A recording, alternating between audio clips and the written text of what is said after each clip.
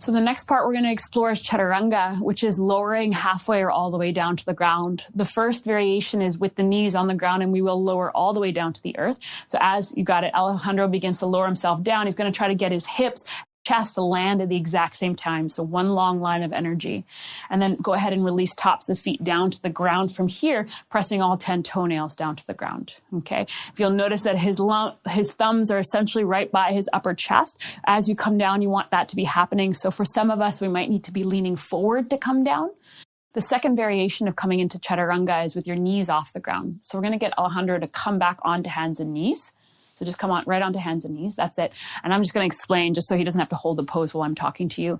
So you'll want a friend for this, or you'll definitely want a block. You may or may not have a friend nearby. You'll see how it goes. And essentially what we're going to do is we're going to lower down onto the block on its second height and put the top of the block in the front of the pelvis. So above the pubic bone and below the belly button. So Alejandro's going to lift his knees up off the ground. Yeah. And then he's going to check ankles over toes, wrists and shoulders align. Alejandro, take a deep breath in. And now as you exhale, slowly come forward with your chest, bend your elbows and come all the way down so that your pelvis is resting on my block. Yeah. And now from here, with the pelvis resting on the block, you want to check. You want your shoulders at the same height as your elbows. So I'm going to get Alejandro to lift up a little bit. Yeah. So what we're looking for is a 90-degree angle in this upper arm. And then draw shoulders closer together behind you so your chest gets broadened out. All of a sudden, you see how he just got activated. So this is a wonderful way to kind of check out, am I going too low or am I going too high? A great way to gauge this is pelvis on a block and then going ahead and looking. And then the next part of this, and he's doing such a good job, is really straightening the legs. Stay as you are with your chest if you can. Thank you so much. And then keep your toes curled under. Good. From here, go ahead and put your knees down on the ground and lift your hips up off the block and go ahead and rest in child's pose. So the thing that you want to check out as you're coming down into Chaturanga is that you're working towards creating a 90-degree angle in your upper arm. So shoulder at the same height as the elbow stacked directly over the wrist. And the reason being is what happens for a lot of us, because we move through Chaturanga so quickly, is our shoulders kind of collapse down as we come down. When that happens, the weight of our body is going into the front of the rotator cuff, which can't support us. So we want to keep the shoulders on the back. That's what Alejandro was just doing. And then broadening through the chest. So a great way to do that, you can do it with me if you'd like, is sitting back on the heels or just standing up. I'm going to get you to take your arms directly out in front of you, get your wrists at the same height as your shoulders. You'll splay your fingers out wide and then gently claw the mat or claw the air with your hands.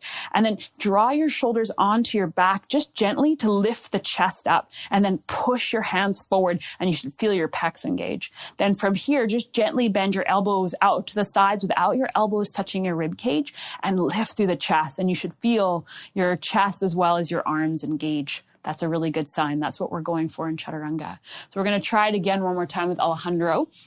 So Alejandro, come again into plank pose, please.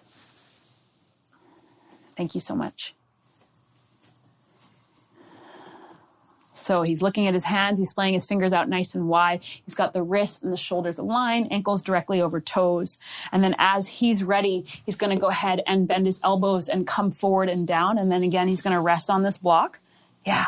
And then we're going to go ahead and look. Yeah, shoulders and elbows at the same plane. So one thing that we've noticed with him is you see how far back his elbows are compared to his wrists?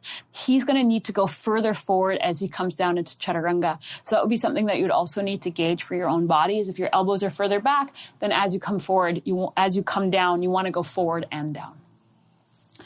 Shoulders and hips at the same height, legs strongly engaged. He looks great.